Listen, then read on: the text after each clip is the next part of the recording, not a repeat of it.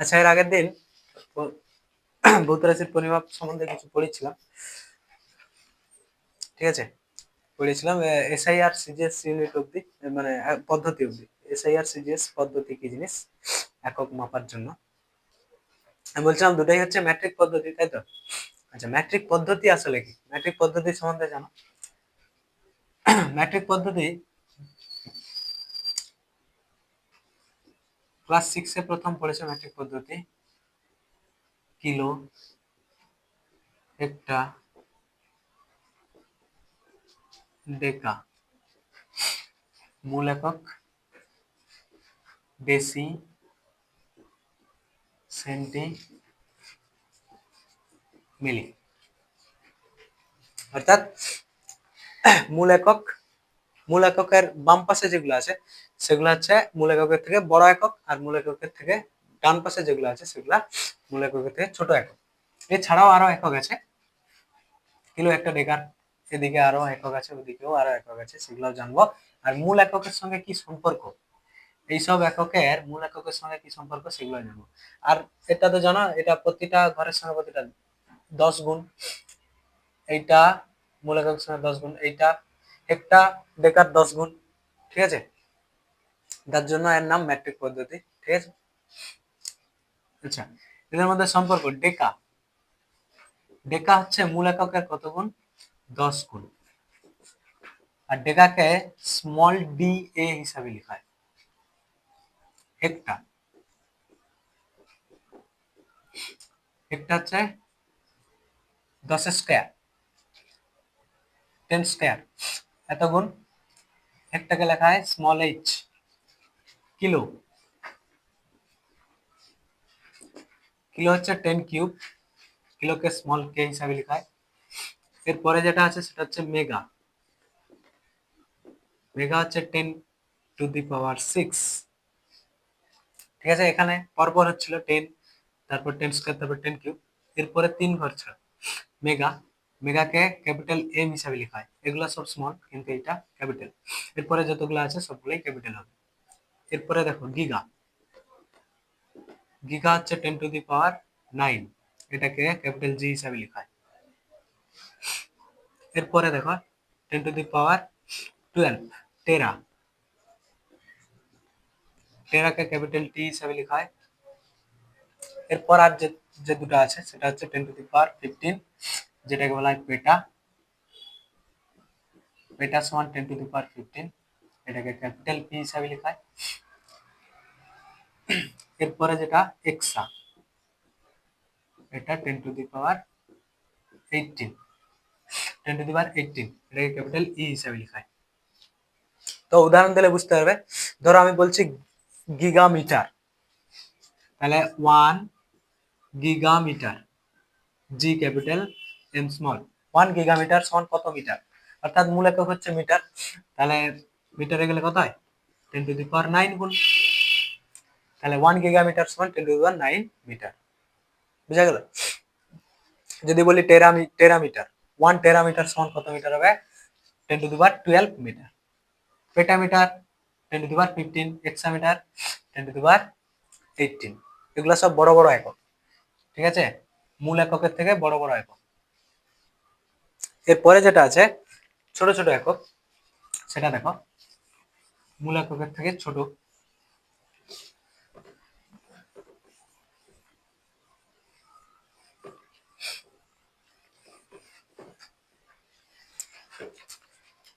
যেমন deci, deci অর্থাৎ এটার থেকে 10 গুণ কম, অর্থাৎ 1/10। 1/10 মানে কত? 10⁻⁻1, এত গুণ। ডেসি হচ্ছে মূল এককের কত গুণ? 10⁻⁻1।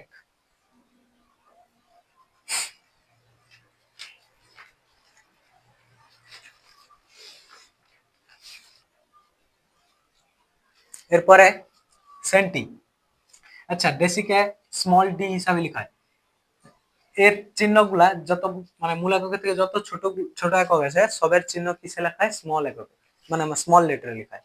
ঠিক আছে, তারপর দেখো সেন্টি,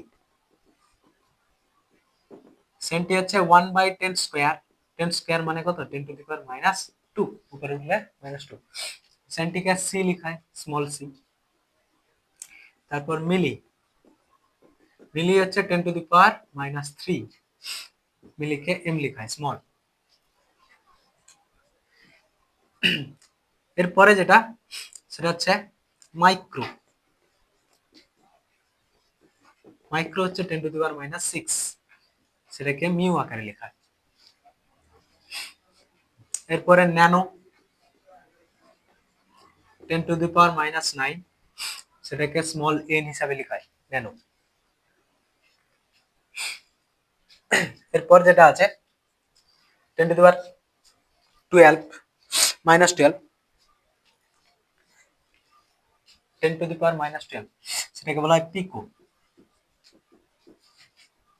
পিকো হচ্ছে 10⁻12। পিকোকে লেখা হয় স্মল পি, পিকোর চিহ্ন হচ্ছে স্মল পি, অথবা কোথাও কোথাও দেখতে হবে ডবল মিউ। ডবল মিউ মানে কি পিকো। কেন ডবল মিউ? দেখো 10⁻⁶ কে বলা হয় মাইক্রো, আর এটা 10 কত আছে -12। 10⁻⁶ আর 10⁻⁶ যদি গুণ করি কত হবে? 10⁻12 হবে, অর্থাৎ ডবল মাইক্রোর সমান। ডবল অর্থাৎ এখানে দ্বিগুণ, তাই তো? মানে দ্বিগুণ নয়, মানে বলতে চাইছি স্কয়ারে, অর্থাৎ পিকো হচ্ছে মাইক্রনের স্কয়ার, মাইক্রন ইন্টু মাইক্রন। তারপরে দেখো ফেমটো,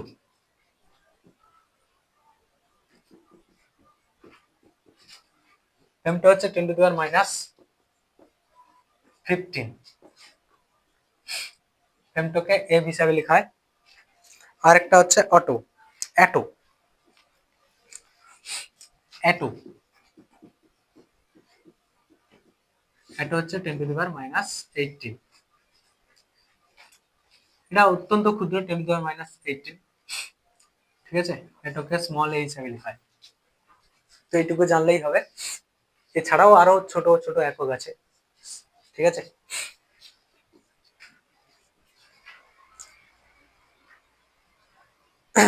এই ছিল ম্যাট্রিক পদ্ধতি। আর এগুলা বুঝতে গেলে ধরো আমি বলছি 1 ফেমটোমিটার, এফএম অর্থাৎ ফেমটোমিটার সমান 10⁻⁻15 মিটার, অর্থাৎ মূল এককের সঙ্গে কিরকম সম্পর্কে থাকে সেইগুলো আমি লিখে দিচ্ছি যে 10⁻⁻15 গুণ, অর্থাৎ 1 ফেমটোমিটার সমান 10⁻⁻15 মিটার। সেরকম সবকিছুতে যদি আমি মাইক্রোমিটার বলি, 1 মাইক্রোমিটার মানে 10⁻⁶ মিটার, ঠিক আছে? 1 ন্যানোমিটার হবে 10⁻⁹ মিটার, ঠিক আছে?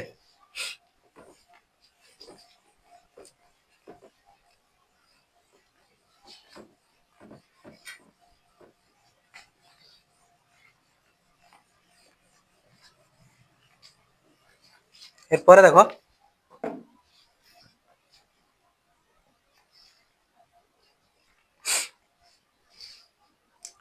এরপরে আমরা যে বিভিন্ন ইউনিট গুলা জেনেছিলাম, বিভিন্ন রাশির, মিটার, দৈর্ঘ্যের ইউনিট মিটার, তারপর কিলোগ্রাম ভরের ইউনিট, ঠিক আছে?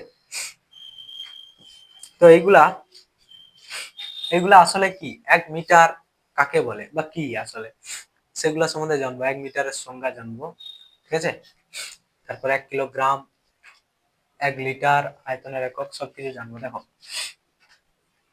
1 মিটার বা প্রমাণ মিটার কি? 1 মিটার অথবা প্রমাণ মিটার,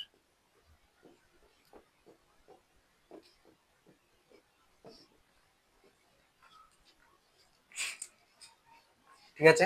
1 মিটার বা প্রমাণ মিটার। তো এই যে মৌলিক একক গুলা নির্ধারণ করার জন্য ইন্টারন্যাশনালি একটা ফ্রান্সের প্যারিস শহরে একটা সংস্থা আছে, ফ্রান্সের প্যারিস শহরে একটা সংস্থা আছে যার নাম হচ্ছে international bureau of weights and measures, international bureau of weights and measures, ঠিক আছে? এই সংস্থাটা সবকিছু নির্ধারণ করে, 1 মিটার কি, 1 কিলোগ্রাম কি, ঠিক আছে। তো তাদের সেই অফিসে একটা সংকর ধাতুর প্লাটিনাম আর ইরিডিয়াম, 90 ভাগ প্লাটিনাম আর 10 ভাগ ইরিডিয়াম দিয়ে একটা সংকর ধাতু, একটা পাদ আছে, দণ্ড আছে, তাতে দুটা দাগ দেওয়া আছে। আর এই দণ্ডটাকে 0 ডিগ্রি সেন্টিগ্রেড অথবা 273 কেলভিন, 0 ডিগ্রি সেন্টিগ্রেড যা 273 কেলভিন তা, এই উষ্ণতায় রাখা হয়, সর্বদা এই উষ্ণতায় রাখা হয়। কেননা উষ্ণতা চেঞ্জ করলে কি হয়, দৈর্ঘ্যের চেঞ্জ হতে পারে, তাই না? উষ্ণতা যদি কমে যায় কি হবে, দৈর্ঘ্য ছোট হয়ে যাবে, ঠিক আছে। এই দণ্ডের দুটা দাগের মাঝখানের যে দূরত্ব, এই দূরত্বটাকে বলা হয় 1 মিটার। এই দণ্ডটা কোথায় আছে? International bureau of weights and measures, এই যে সংস্থা, সেই সংস্থার অফিসে, ঠিক আছে। এটা কি দিয়ে তৈরি? প্লাটিনাম আর ইরিডিয়াম ধাতুর মিলে তৈরি, মানে সংকর ধাতু এটা। এই দৈর্ঘ্যটাকেই বলা হয় 1 মিটার। এটা হচ্ছে 1 মিটার আসলে কি, 1 মিটার আসলে কি। মিটারের সংজ্ঞায় যদি বলতে হয়, মিটারের সংজ্ঞা, এই সংস্থাটাই 1960 খ্রিস্টাব্দে, এই সংস্থাটাই 1960 খ্রিস্টাব্দে একটা সংজ্ঞা দিয়েছিল মিটারের। মিটার আসলে কি,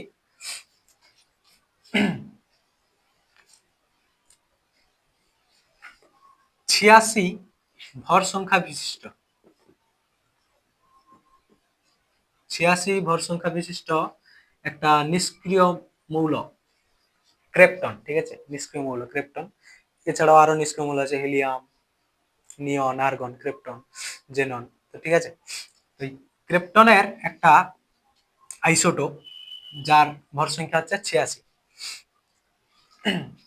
এইটাকে যখন আমরা কি করি, উদ্দীপিত করি, তখন এর থেকে একটা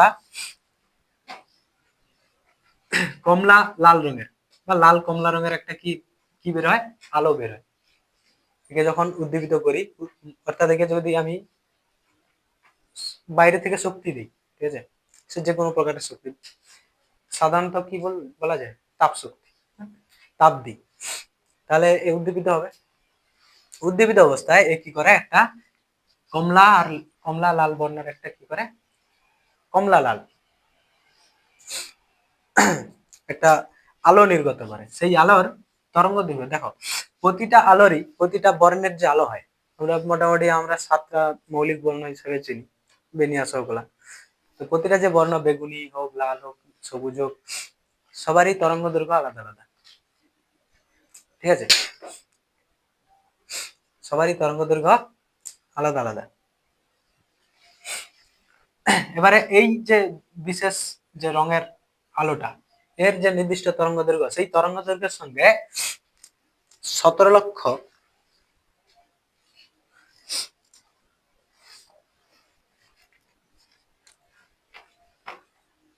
সরি তরঙ্গ দৈর্ঘ্য 16,50,763.73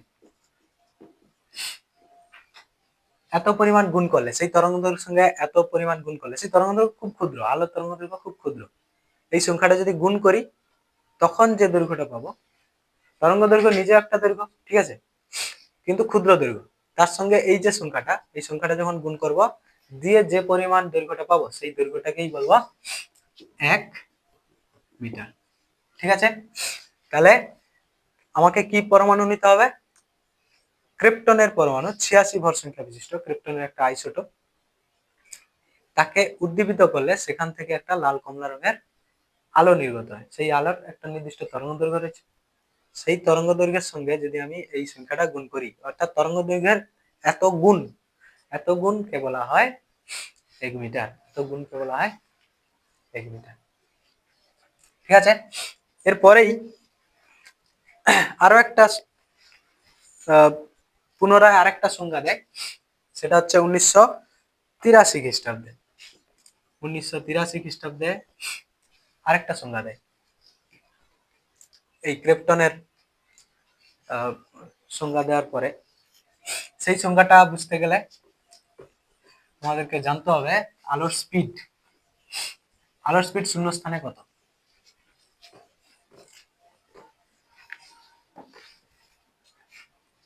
শূন্যস্থান বা বায়ু মাধ্যমে প্রায় একই রকম। শূন্যস্থানে আলোর স্পিড হয় 3 × 10⁻8 মিটার পার সেকেন্ড। এটা আগে হয়তো শুনেছ, 3 × 10⁸ মিটার পার সেকেন্ড, এইটা আলোর স্পিড। অ্যাকচুয়ালি 3 × 10⁸ হয়নি, অ্যাকচুয়াল যে সংখ্যাটা সেটা হয় 2999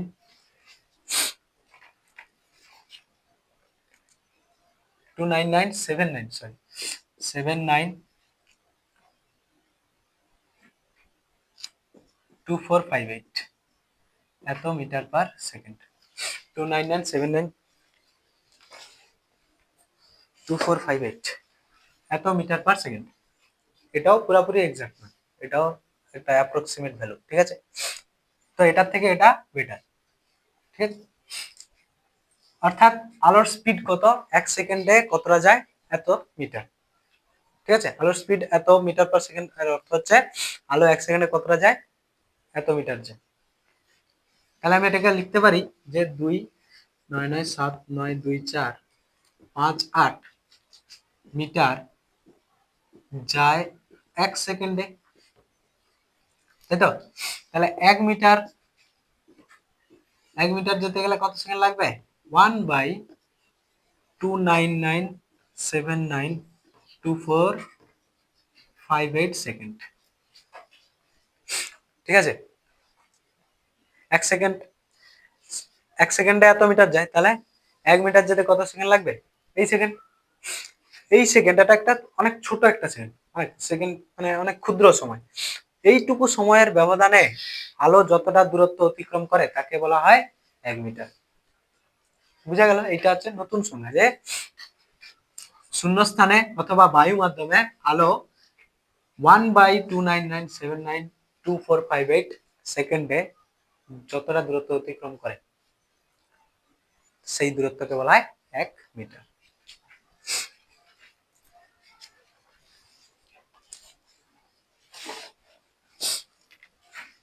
এরপরে দেখো,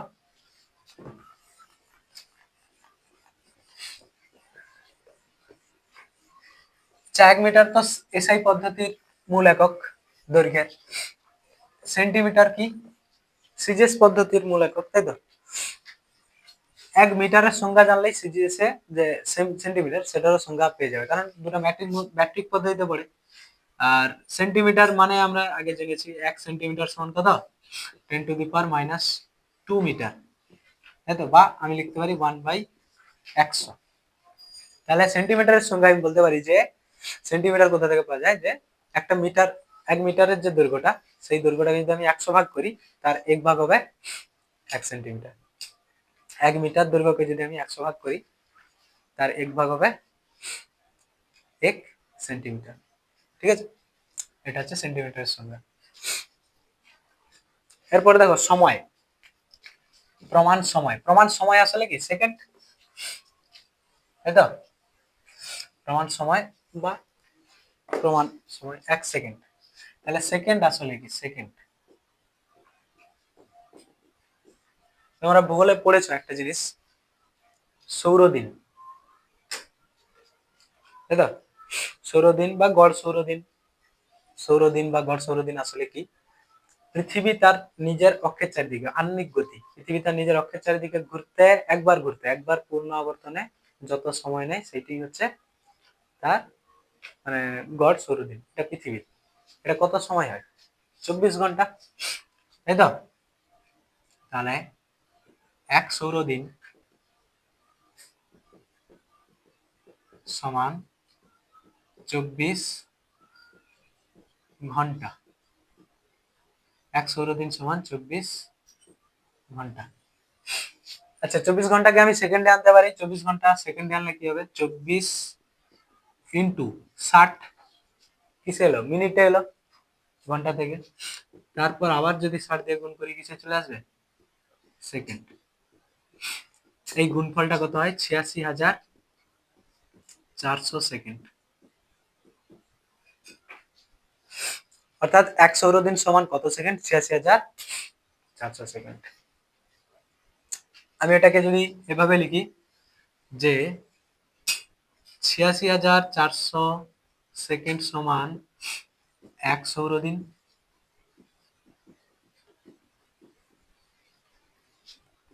বা ১ সেকেন্ড সমান কি হবে 1/৮৬,৪০০ সৌরদিন। অর্থাৎ ১ সৌরদিনের একের ৮৬,৪০০ গুণ ১ সৌরদিনের একের ৮৬,৪০০ গুণকে আমি কি বলবো ১ সেকেন্ড। বুঝা গেল? তাহলে ১ সেকেন্ডের সংজ্ঞা বা ১ সেকেন্ড আসলে কি, সৌরদিন সম্বন্ধে যদি জানো, সৌরদিন মানে আমরা এটা বাস্তব জিনিস তো, মানে কি ধরো আজকে সূর্যোদয় হয়েছে, সূর্যোদয় সারাদিন সূর্য দেখলে, তারপরে সূর্যাস্ত হলো, দিয়ে ১২ ঘন্টা পরে আবার সূর্যোদয়, মানে আজকের সূর্যোদয় তার পরের দিনের সূর্যোদয়ের মধ্যে যে সময়ের ব্যবধান, তাকে বলবো সৌরদিন, ১ সৌরদিন। সেটা ২৪ ঘন্টা হয়। তো সেই টাইমকে যদি আমি কত দিয়ে গুণ করি ১/৮৬,৪০০, তখন আমি কি পাবো ১ সেকেন্ড। ঠিক আছে?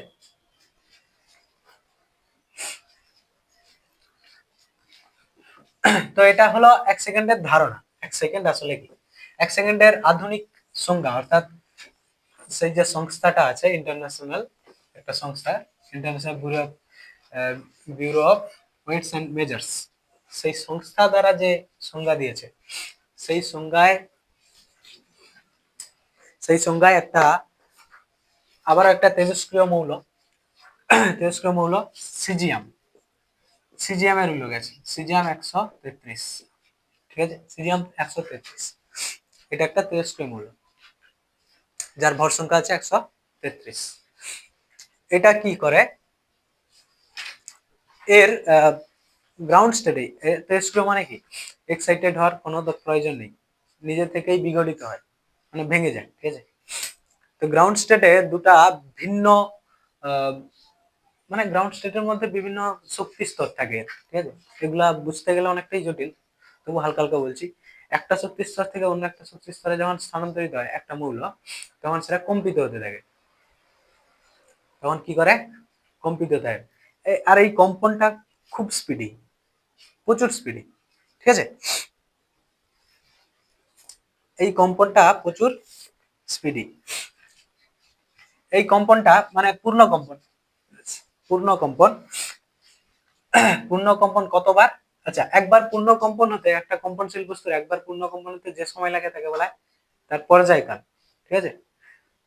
এটা পরে পড়বে, এটা ক্লাস 9-এই আছে শেষের দিকে, কম্পন কি, তরঙ্গ কি। 9192631770, এই যে সংখ্যাটা, ঠিক আছে, অনেকটা ফোন নাম্বারের মতো লাগছে, তাই তো? একটা দুটো তিনটে পুরা ফোন নাম্বার। তো এই যে সংখ্যাটা, এই সংখ্যক পূর্ণ কম্পন কমপ্লিট করতে সিজিয়াম ১৩৩ এর যে সময় লাগে, ঠিক আছে, এই সংখ্যক পূর্ণ কম্পন কমপ্লিট করতে সিজিয়াম ১৩৩ পরমাণুর যে সময় লাগে বিশেষ স্তরে, ঠিক আছে, বিশেষ এক্সাইটেড স্তরে, সরি এক্সাইটেড না, বিশেষ এনার্জি স্তরে, না হলে কম্পনই হবে না, যে সময় লাগে সেই সময়টাকেই বলা হয়, সেই সময়কালকে বলা হয় ১ সেকেন্ড। তাহলে সিজিয়াম ১৩৩ এত সংখ্যক বার কম্পন হতে যে সময় লাগে, আর এই কম্পনটা না পুরা একুরেট হয়, এরকম নয় যে ১ সেকেন্ডে এতবার হলো তারপরে সেকেন্ডে আলাদা হবে, এরকম না। বুঝা গেল? সিজিয়ামের যে কম্পন এটা অনেকটাই একদম একুরেট, এতটাই একুরেট, সিজিয়াম দিয়ে ঘড়ি তৈরি হয়, সিজিয়াম ঘড়ি বলে। সিজিয়াম সিজিয়াম ঘড়ি সবচেয়ে নিখুঁত ঘড়ি। ঠিক আছে? সিজিয়াম ঘড়ি সবচেয়ে নিখুঁত ঘড়ি, কয়েক কোটি বছরে হয়তো ১ সেকেন্ডের ভুলভাল সময় দেখাবে, কয়েক কোটি বছর ১ সেকেন্ড এদিক ওদিক হলেও হতে পারে। বুঝা গেল? এতটাই সঠিক সময় দেখায় সিজিয়াম ঘড়ি। তাহলে সিজিয়াম দিয়ে ১ সেকেন্ডের সংজ্ঞা,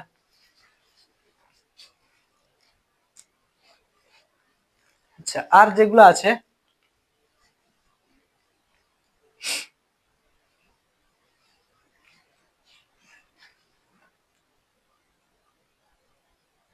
যেমন ধরো 1 কিলোগ্রাম, এরপরে যেটা বলি 1 কিলোগ্রাম,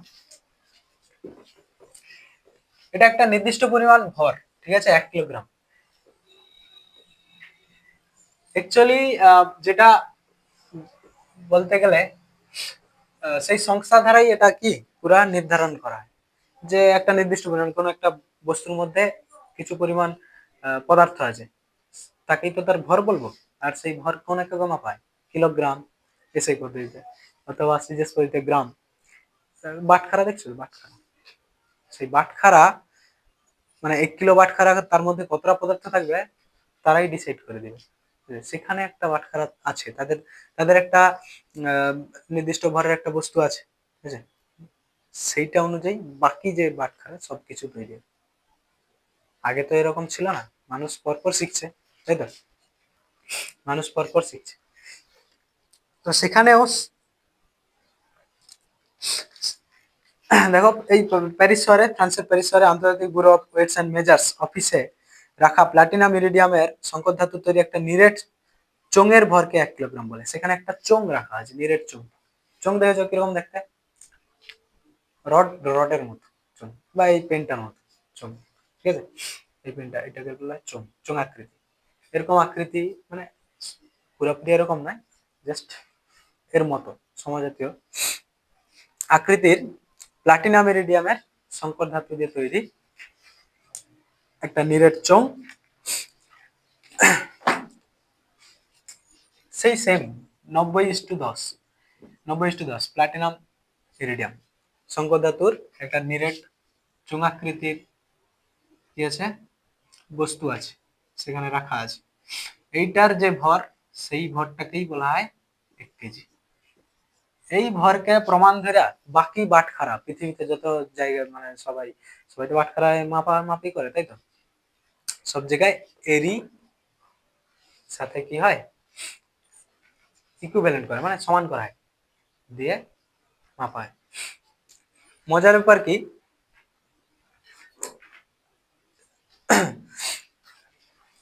বাজারে গিয়ে দেখবে অনেক সময় বাটখারায় বাটখারা গুলা পুরানো হয়ে গেছে, ঠিক আছে? পুরানো হলে কি কি ক্ষতি হয় পুরানো হলে?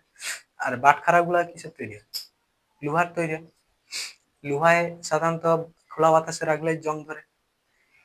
ধরো অনেকদিন পুরানো হয়ে গেছে, সেগুলা জং ধরে ধরে ধরে বারবার জং ধরছে, বারবার ছাড়াচ্ছে সে।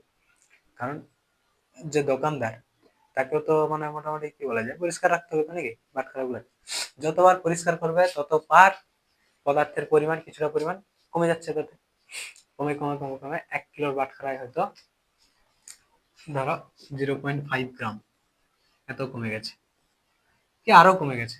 তো সেটাও তো একুরেট 1 কিলোগ্রাম থাকবে না।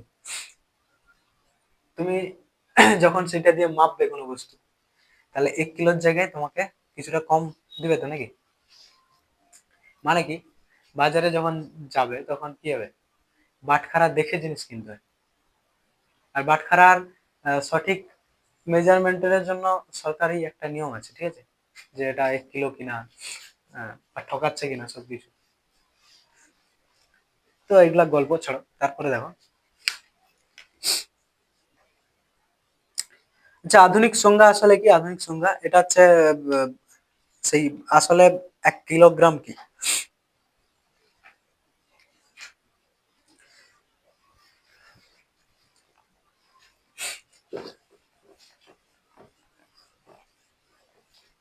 আচ্ছা এখানটা হচ্ছে কিলোগ্রাম নিয়ে আলোচনা, কিলোগ্রাম।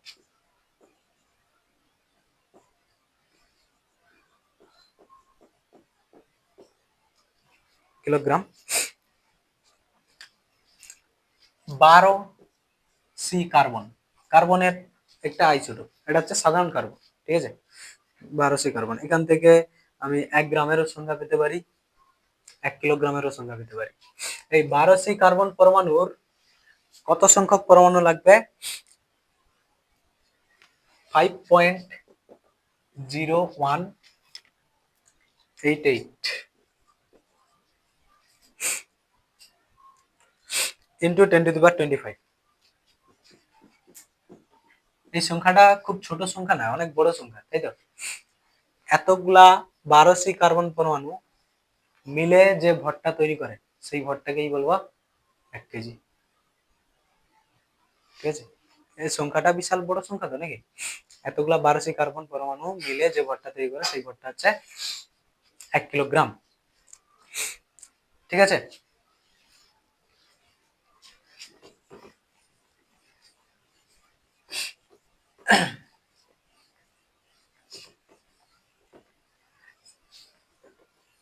এরপরে দেখো এগুলো হচ্ছে মৌলিক একক, আগে আলোচনা করলাম। এরপরে ক্ষেত্রফল।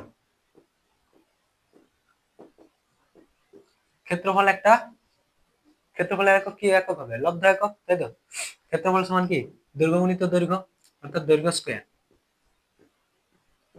এসআই পদ্ধতিতে এর একক কি? এসআই পদ্ধতিতে এর একক কি হবে? Metre square. মিটার স্কয়ার, বা বাংলায় বলবো বর্গ মিটার। সিজিএস পদ্ধতি কি হবে? সিজিএস পদ্ধতিতে দৈর্ঘ্য স্কয়ার মানে সেমি স্কয়ার অথবা বর্গ সেমি। ঠিক আছে, এরপরে দেখো আয়তন।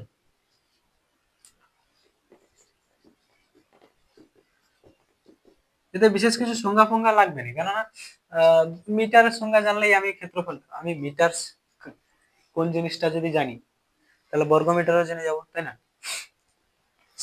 আচ্ছা, আয়তন।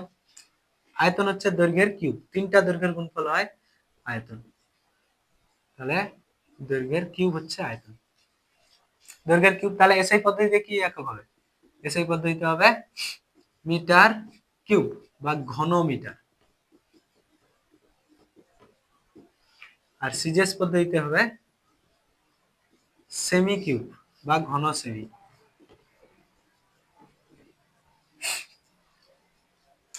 ঠিক আছে, আয়তনের একটা বিশেষ একক বলছি, ব্যবহারিক একক লিটার। ঠিক আছে, খুব বেশি ব্যবহার হয় লিটার কথাটা, আয়তনের ক্ষেত্রে খুব বেশি ব্যবহার হয়। আচ্ছা দেখো, আমি আয়তন মানে কি বলছি, যে 3টা দৈর্ঘ্যের গুণফল, অর্থাৎ ঘন মিটার, ঘন সেমি। তো লিটারও নিশ্চয়ই কোনো না কোনো 3টা দৈর্ঘ্যের গুণফল, তাই না? সেটা আসলে কি? লিটার হচ্ছে ডেসিমিটার কিউব, অর্থাৎ মিটার আর ঘন সেমি, মিটার আর সেমির মাঝে কে? মিটার, তারপর ডেসিমিটার, তারপর সেন্টিমিটার। এই মাঝখানে যেটা সেইটা, এইটার যদি আমি কি করি, কিউব করি, ডেসিমিটার কিউব, তখন যেটা পাবো সেটা হচ্ছে litre. Decimetre cube, litre actually ডেসিমিটারের কিউব। বুঝা গেল? তাহলে এখান থেকে আমি সম্পর্ক পেতে পারি, লিটার থেকে যদি ঘন সেমিতে যাই সেটা কত হবে, বা লিটার থেকে ঘন মিটারের কি সম্পর্ক, সেই সম্পর্কটা আগে বুঝিয়ে দিই। দেখো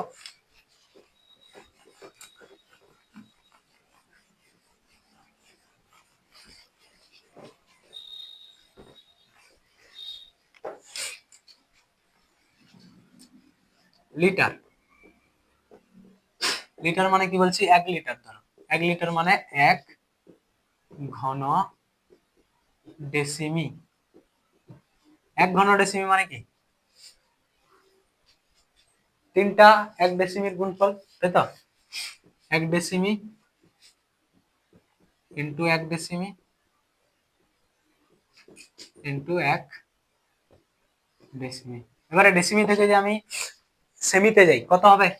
1 ডেসিমি মানে 10 cm into 10 cm into 10 semi সমান 1000 ঘন সেমি। এটা আসলে সিজিএস পদ্ধতির একক। সিজিএস, সিজিএস এর এককের সঙ্গে লিটারের কি সম্পর্ক? 1 লিটার সমান 1000 ঘন সেমি। এখান থেকে যদি আমি মিটারে যাই, 1 ডেসিমিটার মানে 0.1, বা আমি লিখতে পারি 1/10, এটাকেও লিখতে পারি 1/10, তারপরেরটাকেও লিখতে পারি 1/10, এত ঘন মিটার, অর্থাৎ 1/1000 ঘন মিটার, বা দশমিকে লিখলে 0.0001 ঘন মিটার। অর্থাৎ 1 লিটার সমান কত ঘনমিটার? 0.001 ঘনমিটার। এটা এসআই এর সঙ্গে সম্পর্ক।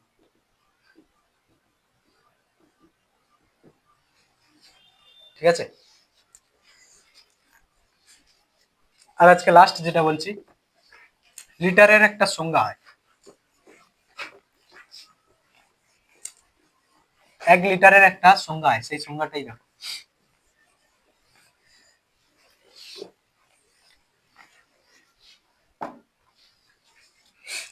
1 লিটার কাকে বলে? 1 লিটার 4 ডিগ্রি সেন্টিগ্রেড বা 277 কেলভিন, দুটাই একই উষ্ণতা। ঠিক আছে, 4 ডিগ্রি সেন্টিগ্রেড বা 277 কেলভিন উষ্ণতার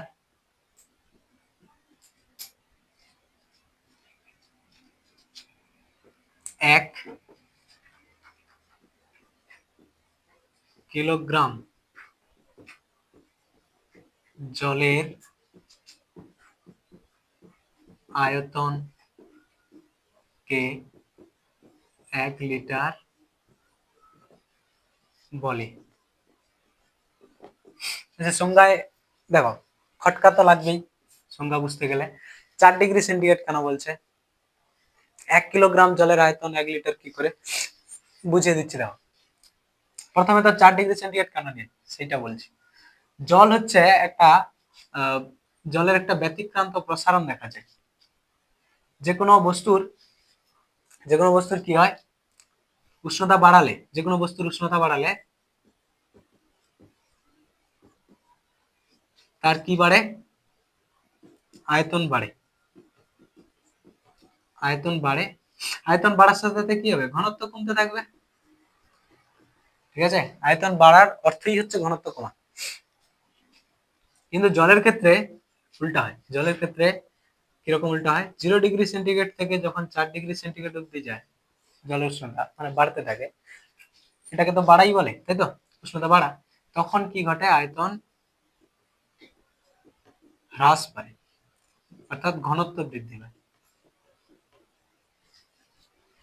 0 থেকে 4 অব্দি উষ্ণতা বাড়ছে, কিন্তু এখানটায় আয়তন হ্রাস পাচ্ছে, ঘনত্ব বৃদ্ধি পাচ্ছে। তারপরে 4 ডিগ্রি থেকে যদি 100 ডিগ্রি সেন্টিগ্রেড, কারণ 100 ডিগ্রি সেন্টিগ্রেড অব্দি জল পেতে পারি স্বাভাবিক অবস্থায়, চাপ বাড়িয়ে দিলে তখন বেশি পেতে পারি। স্বাভাবিক চাপে কি হয়? 100 ডিগ্রি সেন্টিগ্রেডের পরে কি হয়? জলীয় বাষ্পে পরিণত হয়। তো আমি জলই ধরছি 100 ডিগ্রি সেন্টিগ্রেড অব্দি। এখানে কি হয়? আয়তন, এখানে উষ্ণতা বাড়ছে, আয়তন বাড়বে, অর্থাৎ ঘনত্ব কমতে থাকবে। ঠিক আছে, এই বিশেষ কারণের জন্য জল সবচেয়ে বেশি ঘনত্ব কোন ডিগ্রিতে দেখায়? 4 ডিগ্রি। 4 ডিগ্রি সেন্টিগ্রেড উষ্ণতায় জল সবচেয়ে বেশি ঘনত্ব দেখায়, মানে সবচেয়ে বেশি ঘন হয়, সবচেয়ে বেশি ভারী হয়। আর সেই ঘনত্বটা হয় 1 গ্রাম পার সেমি কিউব, মানে ঘন সেমি। 1 গ্রাম পার ঘন সেমি। এখানে সংজ্ঞায় কি বলছে? 1 কিলোগ্রাম, 1 কিলোগ্রাম জল, 1 কিলোগ্রাম মানে কত? 1 কেজি জল মানে কত? 1000 গ্রাম। এবারে 1000 গ্রাম ভরের জলের আয়তন কত? 1000 গ্রাম ভরের জলের আয়তন কত হবে? আয়তন সমান কি করে পাবো? দেখো, ঘনত্ব সমান কি? ভর বাই আয়তন। তাহলে আয়তন কি করে পাবো? আয়তন সমান হবে ভর বাই ঘনত্ব। এখানে ভর কত? 1000, 1 কিলোগ্রাম বলেছে সংজ্ঞায়, তাহলে 1000 গ্রাম। আর ঘনত্ব কত? 1 গ্রাম পার সেমি কিউব। এই সেমি কিউব উপরে উঠবে আর গ্রাম গ্রাম কেটে যাবে, 1000/1 মানে কত? 1000ই থাকবে, 1000 সেমি কিউব। একটু আগে বলছিলাম 1000 সেমি কিউবের সঙ্গে কার সম্পর্ক? লিটারের সম্পর্ক আছে, তাই না? 1000 সেমি কিউব মানেই হচ্ছে 1 লিটার। 1000 সেমি কিউবের অর্থই হচ্ছে 1 লিটার। ঠিক আছে, তাহলে এখানেই আমি বলে দিলাম যে একটা গুরুত্বপূর্ণ প্রশ্ন থাকে যে 4 ডিগ্রি সেন্টিগ্রেড কেন উল্লেখ থাকে? লিটারের সংজ্ঞায় 4 ডিগ্রি সেন্টিগ্রেড বা 273 ডিগ্রি সেন্টিগ্রেডের উল্লেখ কেন থাকে? তার কারণও বলে দিলাম।